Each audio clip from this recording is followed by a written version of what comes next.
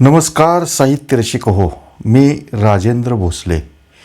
साहित्यानंद YouTube चॅनलमध्ये आपलं सहर्ष स्वागत करीत आहे. आता आपण ऐकूया एक साहित्य वार्ता. निर्मला मठपती फाउंडेशन सोलापूरचे वाङ्मय पुरस्कार जाहीर. राजेंद्र भोसले यांच्या परतीचा प्रवास या कथासंग्रहाची उल्लेखनीय कलाकृती म्हणून निवड. निर्मला मठपती फाउंडेशन सोलापूरचे वाङ्मय पुरस्कार फाउंडेशनचे सचिव श्रीयुत उत्तरेश्वर मठपती यांनी घोषित केले.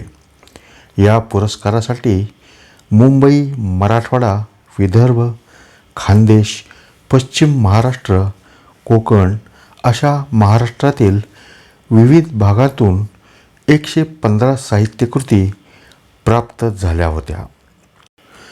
कथासंग्रह, काव्यसंग्रह व बालकविता या 3 वाङ्मय प्रकारात प्रत्येकी 3 प्रमाणे एकूण 9 पुरस्कार प्रदान करण्यात येणार आहेत. कथासंग्रह विभागात जयसिंगपूर येथील लेखिका नीलम मानगावे यांच्या किती सावरावा तोल संग्रहास प्रथम, मुकुटबन, जिल्हा यवतमाळ येथील लेखक प्राध्यापक डॉक्टर अनंता सूर यांच्या वाताहत या कथासंग्रहास द्वितीय, तर सोलापूर येथील लेखक राजेंद्र भोसले यांच्या परतीचा प्रवास या कथासंग्रहाची उल्लेखनीय कलाकृती म्हणून निवड झाली आहे. कविता संग्रह विभागात उमरगा, जिल्हा उस्मानाबाद येथील कवी बालाजी मदन इंगळे यांच्या या परावलंबी दिवसात या काव्यसंग्रहास प्रथम, पुणे येथील कवयित्री सविता इंगळे उर्फ सावी यांच्या चाकोरीतल्या जगण्यामधून या काव्यसंग्रहास द्वितीय, तर सोलापूर येथील मंजिरी सरदेशमुख यांच्या अविरत काव्यसंग्रहाची उल्लेखनीय कलाकृती म्हणून निवड झाली आहे. बालकाव्य विभागात नांदेड येथील कवी डॉक्टर सुरेश सावंत यांच्या नदी रुसली नदी हसली या काव्यसंग्रहास प्रथम, पुणे येथील कवयित्री कविता मेहेंदळे यांच्या लपाछपी काव्यसंग्रहास द्वितीय, तर करमाळा, जिल्हा सोलापूर येथील कवयित्री अंजली श्रीवास्तव यांच्या आकाशाचा चित्रकार या काव्यसंग्रहाची उल्लेखनीय कलाकृती म्हणून निवड झाली आहे. निर्मला फाउंडेशन सोलापूरचे पुरस्कार प्रदानाचे हे पहिलेच वर्ष असून रोख रक्कम, सन्मानचिन्ह व सन्मानपत्र असे पुरस्काराचे स्वरूप आहे. शनिवार दिनांक 30/11/2021 रोजी या पुरस्काराचे वितरण मान्यवरांच्या हस्ते सोलापूर येथे होणार आहे. राजेंद्र भोसले यांच्या परतीचा प्रवास या कथासंग्रहाची उल्लेखनीय कलाकृती म्हणून निवड झाली असल्याने त्यांचे साहित्य क्षेत्रातील अनेक मान्यवरांनी अभिनंदन केले आहे. परतीचा प्रवास हा राजेंद्र भोसले यांचा 9वा कथासंग्रह असून यापूर्वी त्यांचे पारंब्या, विळखा, अस्तित्व, कर्तव्य, छबिना, खोपट, ठराव, राजेंद्र भोसले यांच्या निवडक कथा असे 8 कथासंग्रह प्रकाशित झालेले आहेत. तसेच बाकी सर्व ठीक आहे व प्रारब्ध हे 2 काव्यसंग्रह, वणवा ही कादंबरी, साहित्य विमर्श हा समीक्षा ग्रंथ व माझं गाव मुंडेवाडी हा संपादित ग्रंथ अशी एकूण त्यांची 14 पुस्तके प्रकाशित झालेली आहेत.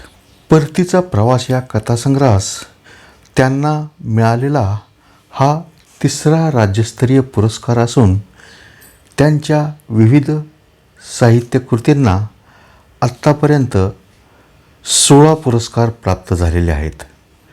ते असे: अंकुर सार्वजनिक वाचनालय चांदूर जिल्हा अकोले यांचा अंकुर साहित्य पुरस्कार, शब्दगंध साहित्यिक परिषद अहमदनगर यांचा शब्दगंध साहित्य पुरस्कार, काव्य पुष्पांजली मंडळ टेंभुर्णी तालुका माढा जिल्हा सोलापूर यांचा अक्षरधन साहित्य पुरस्कार, आपला खानदेश व महाराष्ट्राचे जत्रा प्रकाशन शिरपूर जिल्हा धुळे यांचा खानदेश कन्या स्मिता पाटील पुरस्कार, Madheshwari urban development cooperative bank limited Madha जिल्हा सोलापूर यांचा आमदार बबनदादा शिंदे ग्रंथ पुरस्कार, दहिवळ गुरुजी स्मृती प्रतिष्ठान शेवगाव जिल्हा अहमदनगर यांचा दहिवळ गुरुजी स्मृती साहित्य पुरस्कार, भी ग रोहमारे ट्रस्ट कोपरगाव जिल्हा अहमदनगर यांचा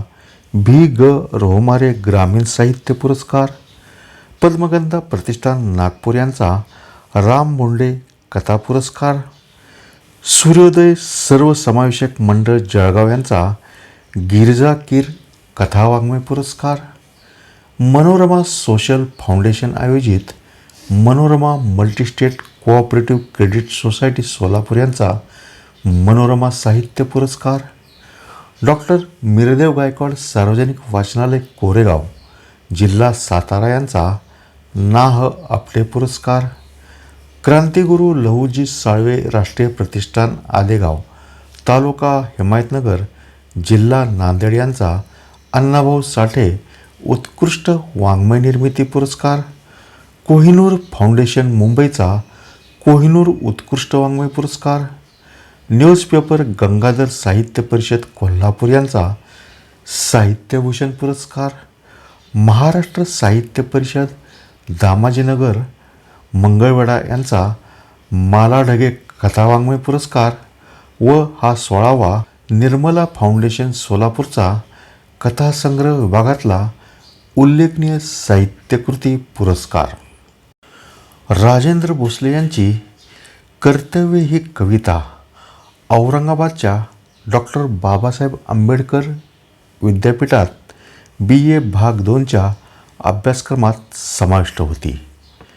तसेच विश्व मराठी परिषदेने आयोजित केलेल्या कोविड-19 या जागतिक मराठी कथा स्पर्धेत त्यांची आपली माणसं या कथेची भारत गटातून विशेष कथा म्हणून निवड झाली.